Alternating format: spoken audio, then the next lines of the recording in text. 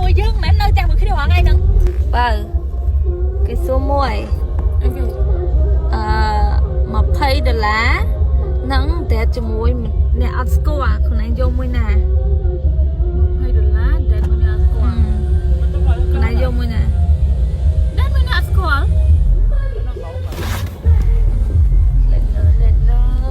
មិនចឹងថៃបានទៅដេតជាមួយអ្នកអត់ស្គាល់$20ចាយផ្លែតអស់ហ្នឹងហើយទៅដេតមួយអ្នកអត់ស្គាល់ទៅអេឈួតចឹងអេដេតមួយយើងមិនមែននៅតែមួយគ្នារាល់ថ្ងៃហ្នឹងហើយចាំបាច់ទៅដេតមួយគេទៅតែមិនស្គាល់មនុស្សថ្មីចាំបាច់ចង់ស្គាល់ទៅអត់ទៅបែកហ្មងយូរទៅបែកមើលចេះស្គាល់ទៅ